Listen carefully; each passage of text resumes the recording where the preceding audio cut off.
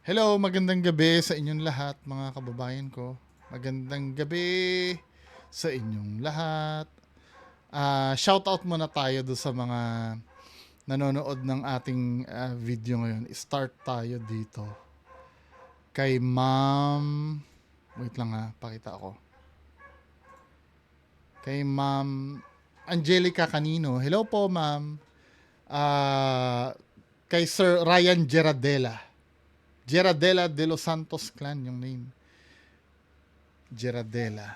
Gandang gabi po watching habang nasa duty po sa Pasay. Ano ka, sir? Si Dipoleo, hello. Watching from Aklan. Andyan yung nanay ko sa Aklan eh. Si Sir Feds Porteza, hello. Shout out. Pang trapiko daw. Yung kanta ng Bini. Sabi ni Sir Domingo Arador, shout out sa kanyang asawa daw si Ma'am Adeline Arador watching from Siargao Island. Nakakaabot ako ng Siargao Shout out po. Sabing gano'n ni Ma'am Regal. Happy blessed weekend po Bungo TV. I really enjoy watching your video. Shout out po ulit Boss Bungo TV from Las Vegas, Nevada, Regal. Ma'am or sir? Sir pala, sorry. Sir Regal pala. Ma'am Lintamori, hello. Boy Kape Vlog, hello. Shout out sa mga ghost hunters na naghahanap ng multo pero gumagawa ng defensive spiritual prayer para nang walang sense, no? Oo nga, no? Parang tinataboy nila pag ano. Sir Jules, hello. Pa-shout lang ako kay Sir Bungo kasi very just clean yung voice over. Oo nga, no? Ma'am Eva Santos, hello. Sir Jeffrey D. Guzman, hello. Sir Lester Neal. Anong sasagutin ko kay Donsky? Yung mga issue kasi ni Sir Donsky, matagal nang matagal nang nasagot yun noon pa. 'Di ba? Trip niya yun. Love na love tayo ni Sir Donsky nyo 'Di ba? Ilang beses sinasagot yun. Namimeke daw ako ng video. Sinabi ko na nga nameke, may purpose. Nire-reject niya naman yung explanation Ano pa bang gagawin natin do sa taong yun? Ipipilit niya pa rin yung narrative niya. Di mag-enjoy siya. Diba? Pati nga yung pagpeke ko ng PhilHealth ID. Kasi nung araw, di ba, kung maaalala nyo nung araw, talagang busit na busit sa akin yung mga yan. Talagang pilit nilang tinutuklas ko ano yung pangalan ko. One time, ako na yung gumawa ako ng peking ID. Gumawa din ako ng peking warrant of arrest. Then ako, nagpanggap ako sa ibang account. Kinausap ko si Donsi. Kunyari, ako ay pinsan ni Bungo. Si Bungo ay nagnakaw ng ganito. Di ba? May issue pang, sino nakakatanda ng dati? Si Bungo ay, kilala ko yan. Ang name niyan, Benjamin Marcos. Di ba? Sabi nagnakaw yan ng alahas sa nanay niya. At kung ano-ano pang mga personal na bagay ang pinagkikwento ko dyan. Anong nangyari, instead na mag-stick siya dun sa sinabi ko, dun dapat siya nag-stick gumawa pa siya ng kasinungalingan. Bukod dun sa kasinungalingan na kinwento ko sa kanya, gumawa pa siya ng ibang kasinungalingan, nalihis siya. Kaya tuloy na booking siya na nag-iimbento ng istorya. Ako din yung kausap niya na yun. Ako din yung gumawa ng fake na pilat. Kasi nga, inaano niya ako pinipersonal na nila ako 'Di ba? Need na nilang makakuha ng information. Nagpagawa ako do sa legal advisor natin ng peking warrant of arrest na ako ay inaaresto sa malaking halagang pera. 'Di ba? Hello, Eddie Malana. Ano pa 'yon? I think kung hindi 2023, last year, hindi lang last year 'yun nung isang taon pa 'yun Yung issue na 'yun Hello, Bonnie from FNAF. Good PM boss, tingin ng Pio Balbuni na yan. Maganda yung Shout out, Sir Drummer Tales to. Drummer Tales. Pala, hindi Tales. Sir Emir Crisostomo, hello. Na-shout out ko na tong mga to. So, proceed tayo do sa main content natin. 5 minutes din yung Ito yung KMJS kagabi. Ito yung aswang. No? So, play natin to. Ito yung si Jensen. Naikwento sa akin ni Sir Ed, siya daw dapat mag-handle nito eh. Sa Jensen yata ito eh. Yung aswang. Kalmot ng aswang sa Jensen. Sa Jensen, sa Mindanao, may dalagita na di umano kinalmot ng pinaghihinalaang aswang. Ang mahimbing na tulog ng pamilya Recto sa tahanang ito sa General Santos City nabulabog nung ang kaanak nilang si Ray Ray na natutulog noon malapit sa bintana biglang nagsisisigaw. So from bintana, doon siya di umano kinalmot ng aswang. Nagising po ako sa iyak niya. Sa hawak-hawak yung tenga niyan, dami na pong dugo. Ang kanya kasing tenga parang napunit. Habang ang kanyang mga braso puno ng mga kalmot. Hindi alam kung ano nangyari sa iya. Sino o ano ang may kagagawan nito? May bigla pong nahulog sa ibabaw ng bubong. Lantan ako sa taas. Tingala ko na. Wala kaayo. Ang mata niya. Baka pusa yun. Unang, skeptically speaking, baka pusa. Pero tingnan natin yung sasabihin. Parang aswang. Umatake pa sa tenga at saka sa braso ko. Ito yung ito yung palagi ko sinasabi dito sa dito sa vlog ko eh. Bakit ang mga kapwa natin Pinoy, no? Parang ang hilig kumuha ng explanation na ang layo-layo sa katotohanan. Parang out of nowhere, aswang agad ang pagbibintangan mo. I mean, pwede namang pwede bang ang paghinalaan mo muna ay pusa, 'di ba? Pusa yata yung nagano. Hindi, aswang agad eh. Anong meron? Bakit kailangan aswang yung kasi sa akin, no, ano ba, kinagat ba yan o kalmot? Kasi yung kalmot niya, maliliit eh. Tingnan mo ha, sana ba yung pinakita? Ayan oh. Kasi kung kamay yan, hindi, pwede rin, Pwede rin. Yung kamay ng tao. I'm so sure hindi naman sarili niya yung gumawa niyan kasi sa labas eh. Banda dito eh. 'Di ba? Kung sa loob yan, siya ang gumawa niyan. Pero, well, abot pa rin naman ang kamay niya eh. Pero tingnan natin. Gawan nito. May bigla pong nahulog sa ibabaw ng bubong. Lantan ako sa taas. Tingala ko na. Wala kaayo. Ang mata niya. Parang aswang. Umatake pa sa tenga at saka sa braso ko. At hindi raw ito ang unang beses na di umano may umataking ganito sa kanilang barangay. 3 beses akong kinalmot. Anak ko pa talagang nabiktima ng aswang. Sa mga patulog na riyan, na-check nyo na ba kung nakabukas pa ang inyong bintana? Bukas ang bintana ko. Dahil sa tinamong sugat ni Ray Ray, kinakalmot ng pangamba ngayon ang mga residente ng barangay Ayan na, may nito pusa, sa oh, General Miming. Santos Daming City, pusa, sa eh. Mindanao. Matakot din kami. Baka kami ang masusunod na po mga biktima dito. Hindi namin magpala. Pero whether aswang yun o hindi, para makasigurado, pa-anti-rabies shot ka na. Kasi yan eh, parang grabe yung sugat mo eh. Para sure lang. 'Di ba? Ang mga bata, kay mahadlok ni. Kanya-kanya sila ngayon ng pangontra. Kada 6 p.m. nagilagay ako ng asin at bawang sa bintana namin.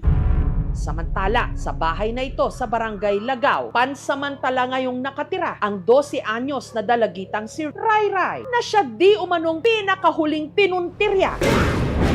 Nang Pinakahuli, ilan ang nabiktima? At may picture ba yung lumang biniktima? Or testimonial lang? Ilan yung nangyaring ganun doon sa lugar? Yun ang mga dapat inaalam eh. Kasi kung dalawa lang yan, sabi mong na naman, parang ang tunog tatakutan nila Tsaka yung interval nun, kailan? After a day ba? Or after a year? A month? Dapat yun mga inaalam eh. Ilalang. Dito po, sa braso niya, dito hanggang dito sa likod, sa taas, at sa baba nito. Diklat na lang ang naiwan, mga 1-2 inch ang haba. Dito sa tinga Ay, niya, oo nga, no? haba rin, tinahi lang ng doktor, napupunit na siya. Si Rai Rai nakatira raw talaga sa bahay ng mga magulang ng kanyang tatay Henry. Pero dahil sa takot na balikan siya ng di umano, kumalmot sa kanya sa bahay ng tiyahin niyang si Jana muna siya pansamantalang tumutuloy. Dito siya natutulog kasi mas marami kami dito, mas maproteksyonan namin siya dito. At para patunayang hindi siya gumagawa-gawa lang ng kwento, bumalik si Rai Rai sa kanilang bahay para ilahad kung saan nangyari ang lahat. Diri ko gatulog kay diri akong ulo. Tapos diri akong tail nakatawang ra ko sa bintana nga Ulitin wala. natin yung kwento niya, Bisaya eh. Nangyari ang lahat. Diri ko gatulog Dito ako natutulog. kay diri akong ulo. Tapos Dito yung diri ulo ko, akong tapos dito yung paanan ko at nakaharap sa may bintana na walang takip. tail nakatawang ra ko sa bintana nga walay sira. Cortina lang. So, kortina lang daw yung ano. Pero pasado alauna ng madaling araw, Bigla pong sumakit yung tenga ko. Marami na po siyang dugo. habang ang kanya naman daw mga braso, Maraming kalmot. Sobrang sakit. Hindi ba dahil sa hinihigaan mo yan, sumabit ka? Kasi may time na ano, no, nung nasa hospital ako na nagjo-duty nun, sa emergency room, may ganyan insidente din sa tenga. Tenga lang naman, wala namang kalmot, di ba? May ganyan na parang ganyan din itsura, sumabit daw sa pako. Bata. Hindi ba pwedeng ganon na, alam mo, natutulog ka, may nakauslim pako doon, na napagsayaran ng tenga mo. Yung kalmot, malay mo pwede ring may umano din doon. Pinipilit no? Pinipilit na. Hindi, di ba? Doon muna tayo, i-exhaust muna. Sabi nga ni Dr. Jaime Licao ko, i-exhaust muna daw natin lahat ng possibilities. Di ba? Bago tayo mag-conclude na ang isang bagay ay paranormal. Pero may exact na pangyayaring ganyan, although na hindi naman parang ganyan din yun eh. Sa tenga din sumabit sa pako, wala siyang kalmot ha. Pero yung baka ganun yung nangyari, may something dun sa hinigaan mo na sumabit ka. Po, kaya Kasi yung kung yung sa tenga na yun, kung bite marks yun, malalaman mo talaga kung bite marks yun eh. O kung kalmot man yun, isang guhit yun na ganun dapat. sigaw na po. Tingnan natin baka may expert na interviewin. ang mga tiyuhin niyang sina Gilbert at Javer nagising sa iyak ng kanilang pamangkin. Hawak-hawak yung tenga niyan. Dami nga pong dugo. Hindi Yung niya alam parang natapyas eh. Ano nangyari sa iyo? Sa gitna ng kaguluhan, naabutan sila ng ama ni Rai Rai na si Henry na nooy kauuwi lang mula sa pamamasada. Galit na galit pa ako noon eh. Gusto ko na pong magwala kasi naawa po ako sa anak ko. Tao ba dito? Sino kumalmot sa anak ko? Kung sino mang may gawa, gusto ko na sanang suntukin. Hindi pusa o daga. Yung sugat ng tenga ng anak ko, ang haba, parang mahaba po ang kuko. Talagang nagkakaroon na siya na kuko talaga, no? Kaya di pa nakita. Sa paningin Ang unang theory ko dyan, yun nga, yung pako. Baka sumabit. Pangalawa, baka pusa kasi ang daming pusa dun sa kanila eh. Di ba? Tingnan natin kung ano yung... ko po parang aswang. Umakyat po ako sa bubungan namin. Tao ba dito?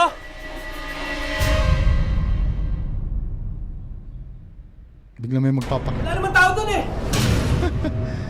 Wala pa ako nakita. Reenactment talaga Si eh. Ray Ray, dali-daling isinugod sa ospital. Pinalinisan at saka pina-antititan tapos Oo, yung anti-tetanus. nurse at saka yung doktor na naglinis ng tenga ng anak ko, nagulat kung sino ang may gawa. Hindi rin nila alam. Lumakas yung loob ko. Aswang talaga ang may gawa sa anak ko.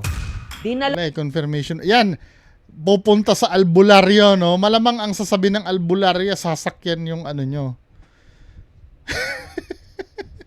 ni Henry ang kanyang anak sa albularyong si Rose. Pagtambal sa iya ha, akong Noong ginagamot ko na siya, pinulsuhan ko muna. Nalaman na daw na aswang. nakagusto niya ang aswang. Ba't magkakagusto ang aswang? Eh, di ba ang aswang ang ano niyan? Ano, ginawa mo namang engkanto? Ang aswang, di ba, ang main goal niyan sa pagkakaalam natin sa pop culture, di ba, ang goal niyan, kumain ng tao, mambiktima. Ba't magkakagusto ang aswang? At kung gugustuhin ka ng aswang, bakit kailangan sugatan ka? Doon pa nga lang, bali na yung logic. I'm so sorry ha, wait lang ha, wait. Hindi ko sinasabing hindi totoo ang aswang. Malay mo, totoo. Hindi pa naman napoprove yan eh. Hindi naman napoprove na fake yan.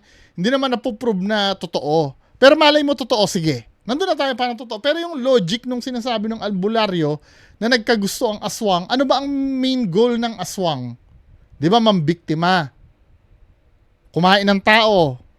Mangharm ng tao, manakit ng tao. Bakit magkakagusto yan? At kung nagkagusto yan, edi sana hindi niya sinaktan.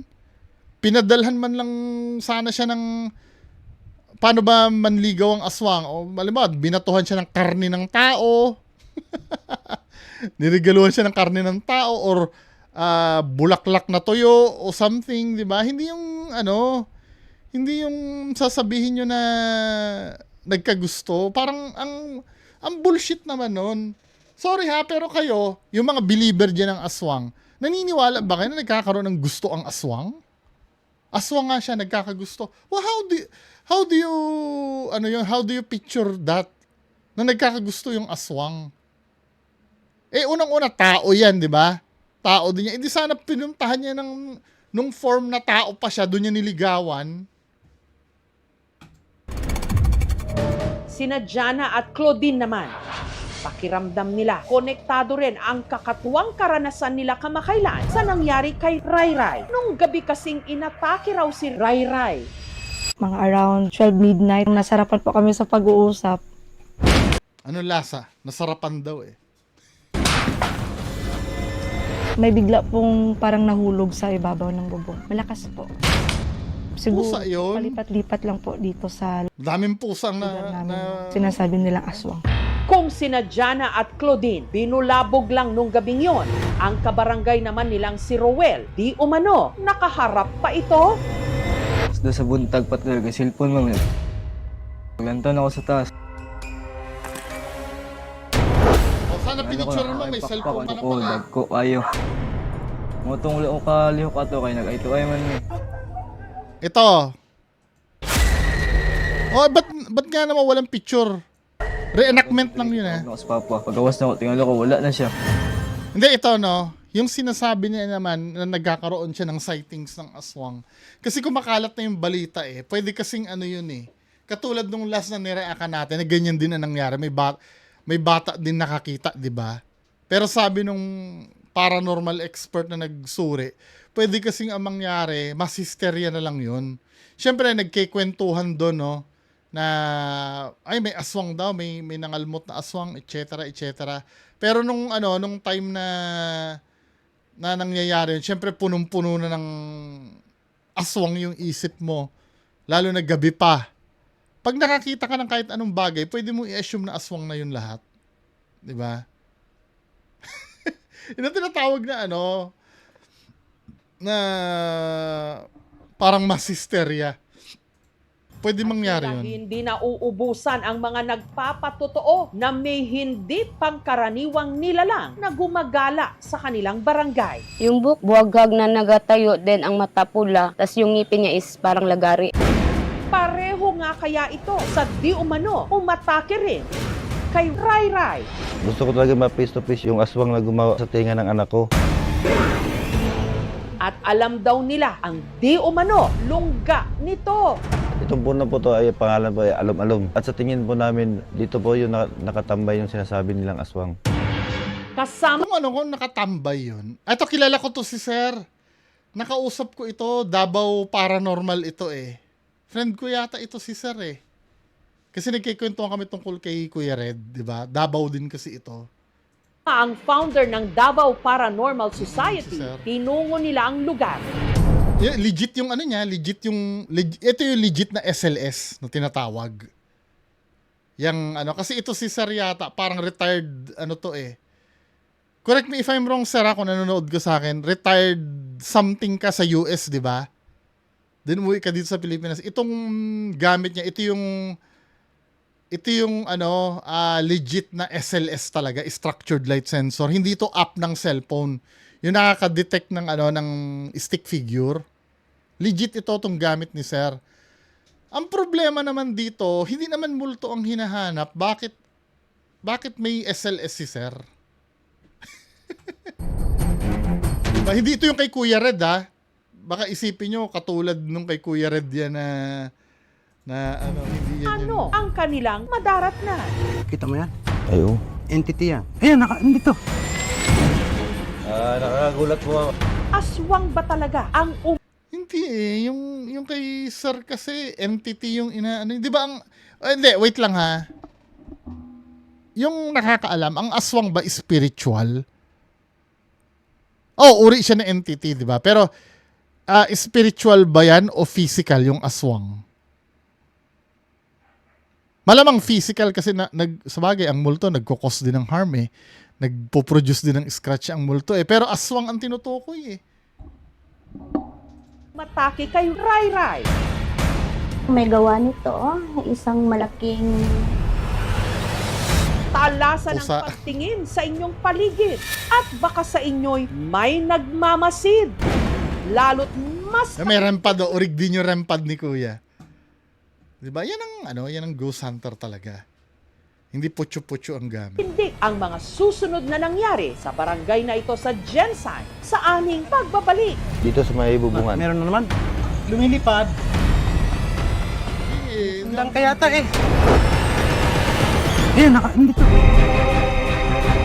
Sa Samar, may kuweba kung saan Hindi, doon tayo sa may aswang. Gusto namin, aswang. ang daan sa Lagusan Babalikan pa yung kwento sa aswang. patake sa kanya. Sa paningin ko po parang aswang. At hindi raw ito isolated o nag-iisang kaso. Dahil sa pag-iikot ng aming team sa barangay, may nakilala silang di umano. Minsan na rin daw sinalakay ng pinaniniwalaan Kailan? nilang aswang. Kasi if ever, ganito ano, if ever may aswang dapat, regular dapat na may nabibiktima yan eh. Regular dapat, dahil kailangan mabuhay ng aswang eh. Pero kung may nabibiktima yan, halimbawa, nung nakaraang taon, nung nakaraang buwan, tapos ilang piraso lang sila, medyo malabo yun. Diba? Si Janice, dalaga pa lang daw siya. Oh, diba? Di umano, Dalaga pa pinagpurya rin ng aswang sa loob mismo ng kanilang tahanan. Bali, natutulog kami. Sa likod ko may butas. Akala ko, kalabit ako ng kapatid ko. Naramdam ko na masakit.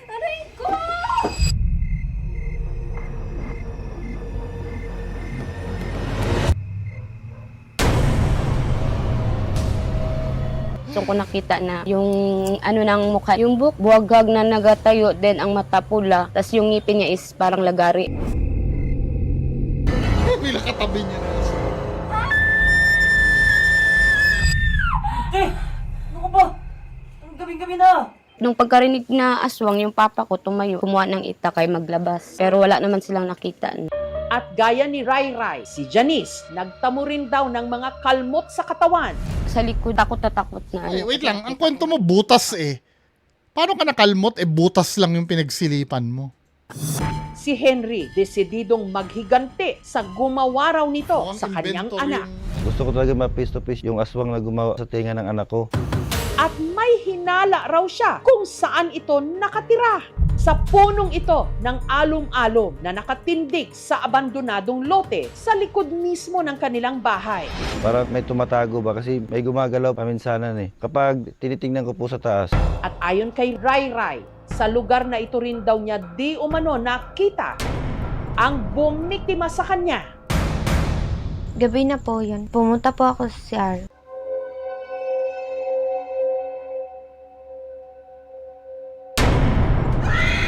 Tumingin ako sa puno, may Ang nakita. kulit ng mga ano yun, no, ng mga reenactment. Natakot po ako nun, kaya binilisan ko na lang po. Kasama ang Davao Yes, si Sir. Paranormal Researcher na si Alfred, tinungo ni na Henry ang puno kung saan pinaniniwalaan nilang naglulungga ang kahindik-hindik na nilalang. Nakita nyo? Dito sa may bubungan. Meron na naman. Sinusundan ka yata eh. Ito ang SLS, kung kuha siya ng motion. Kung may motion man, makikita natin. Kita mo yan? Ayun. Ano yan, pag infrared yan, ano yan eh. May laser grid yan eh. Parang ano no. Entity yan. Ayan, dito. Sarap pa. Meron tayo. Hindi, pwede naman yan, hindi aswang. Siguro, yun nga katulad sinabi ng entity na siguro spirit or ano, pero hindi aswang. Kasi physical lang aswang May eh. nakukuha na entity dito. Ano? Taas. Ikaw yung aswang? O multo ka lang? Pakita ka naman yan sa puno kung ano. Ba't kailangan ma-differentiate mo yung aswang sa multo?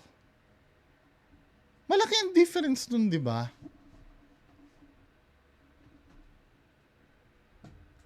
Kanyang ka. Lumilipad. Nakagulat po eh. Mukhang ano talaga. Kaso lang nawawala eh. Medyo hindi... Apparatus ano, will only identify na merong entity. Hindi natin alam kung aswang. Takot po ako, tsaka mas lalo po akong kinabahan. ba't mag-EMF meter kayo sa aswang? Pero ang gaganda nung gadget ni Sir ah. Katulad nito oh. Ganito yung kay Sir Retzel eh. Entity. Hindi natin alam kung aswang. Natakot Yan oh. Ganda ito, umiilaw to pagka nakaka-detect eh. Pero ano pa rin ako, gusto ko pa rin nung tri-field meter. Yan ang pinaka gusto kong mahal nga lang talaga ng tri-field meter. Pero maganda din ito. Ganito yung kay Sir Retzel, kita ko. po ako, tsaka mas lalo po akong kinabahan na meron doon. Nakita niyo? Kung aswang. Natakot po Ayan ako. o, i-zoom ko lang. Ayan o. Maganda to. Tsaka mas lalo po akong kinabahan. Umiilaw yan eh Meron pag doon. may... Hindi na po ako pupunta doon. Pero sa punto de vista ng siyensya, May gawa nito, isang malaking